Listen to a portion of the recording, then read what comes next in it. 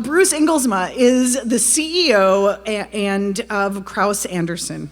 Bruce is going to be introducing John Himle, our cover star, who I guess has taken quite a bit of ribbing this month for his, and received quite a few copies of the magazine as well. So if we run out, we know where to go. We're just gonna call John and see if he's got a couple extras for us. I'm delighted to welcome Bruce to the stage.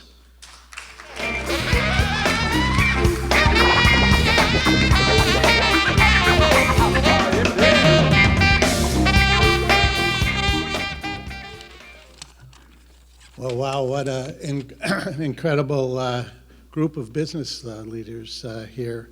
And congratulations to all the past honorees and the current honorees. And I think the person that I'm about to introduce you to fits right in that distinguished group. The business world spends a good deal of time focused on what's new. Startups, IPOs, the latest innovations and innovators. That's understandable. However, while shooting stars come and go, sustained success is much more elusive. Every company faces critical junctures that require navigating through difficult issues. For more than 22 years, John Himle has helped Kraus Anderson choose the right path time and time again. Our board meetings typically start by looking to John for his perspective on what's going on in the world and how it might affect our business and the business climate going forward. His views are so incisive that they often become a focal point of our meetings, and we spend a good deal of the time talking about John's view of what's going on in the world and how it affects us. His steady presence, probing questions, and insightful guidance provide us with a true compass for meaningful and lasting success. John's no shooting star, but he is our star. It's my great pleasure to introduce John Himle to you. Thank you, John.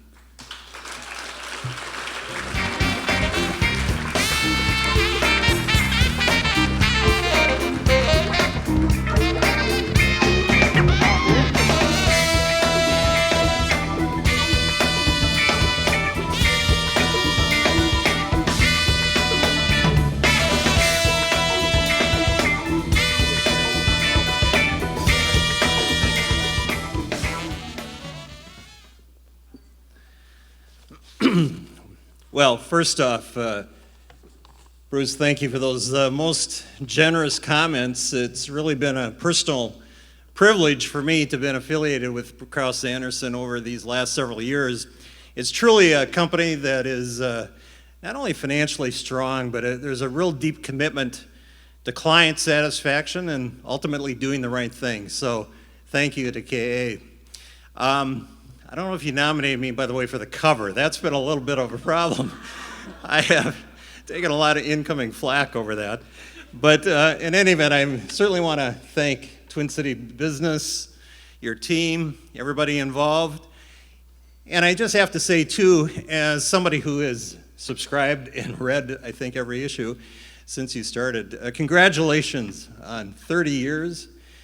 It's journalism that informs rather than inflames, and I think it's been a huge contributor to the business community, offering good insights and trends, so thank you. 37 years ago, I stood on this stage. Those of you of a certain era will recall this was the Rupert's nightclub. I was single back then. And I agreed to participate in a fundraiser called Bidding for Bachelors.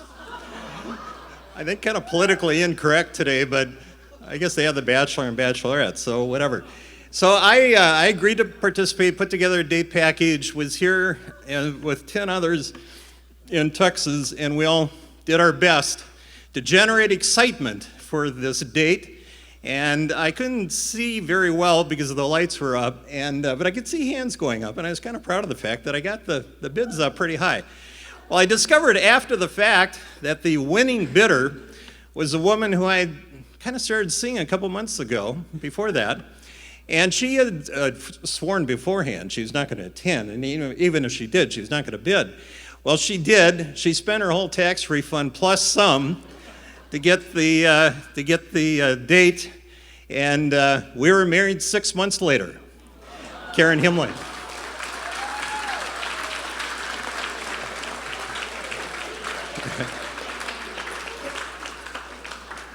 I don't intend to sing from the stage tonight, but anyway, Karen's been just a great partner to me and great advisor and supporter.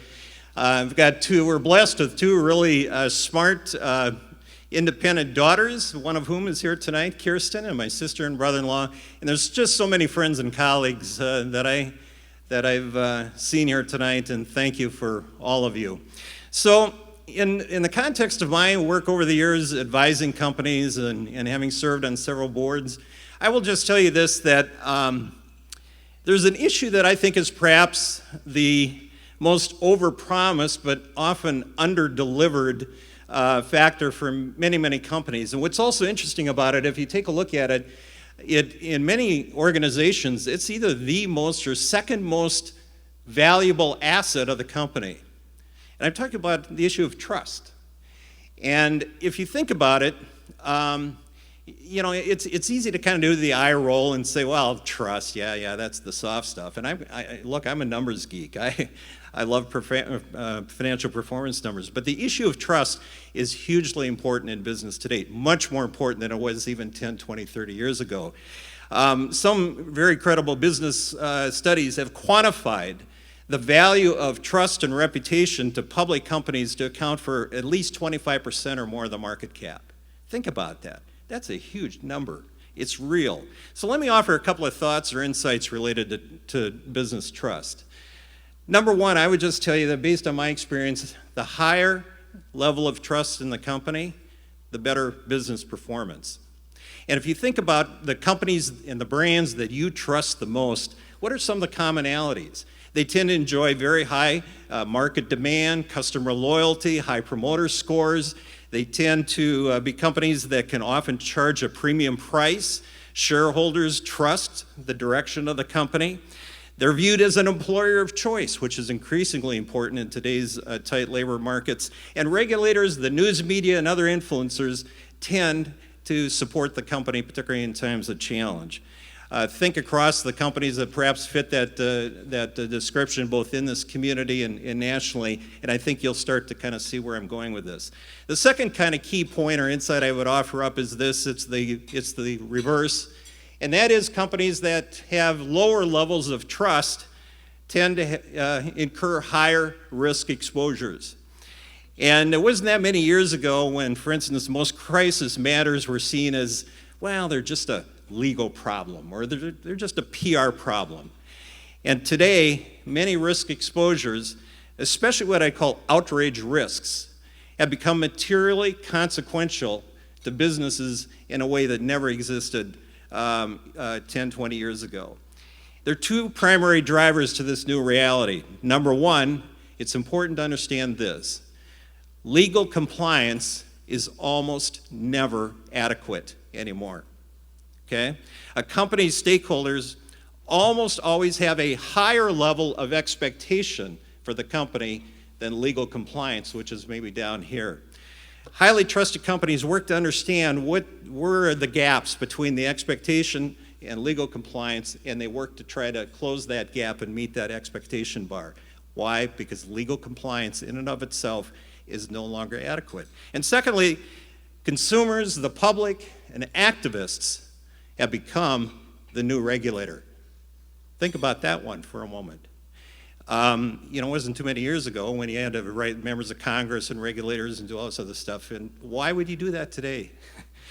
Consumers and activists leveraging the inexpensive, the accessible, and game-changing tools of social media are now able to materially put pressure on companies in a way that can force them to change their products, policies, practices, and behaviors. It's very powerful, it's very profound, and I would just tell you one of the most significant examples that I recall happened in 2011, when a 21-year-old part-time nanny got fed up with her bank imposing a $5 a month debit card fee. You know what she did?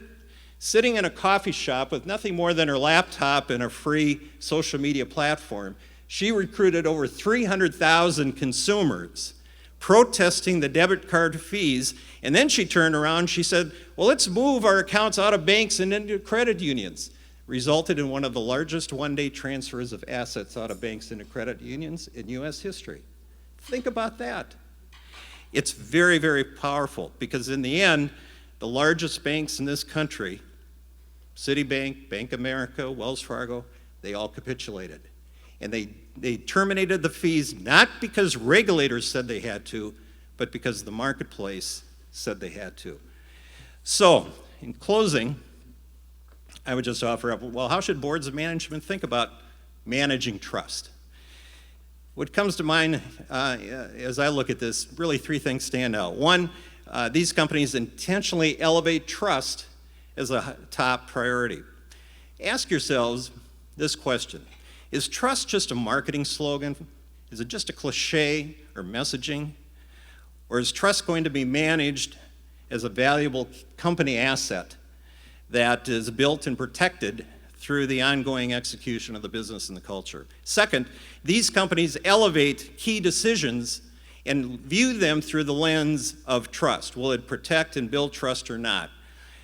And thirdly, they hold the enterprise accountable for how well they actually execute on protecting their trust assets. Remember, trust is always earned, it's never granted. So, the bottom line is this: trust is good for business. And I'm proud of the fact that most Minnesota companies get it. Some get it more than others, but most Minnesota companies understand this trust dynamic. They work harder than most that I've worked with and I've seen over the years in other parts of the country, that they actually build trust by what they do versus just what they say.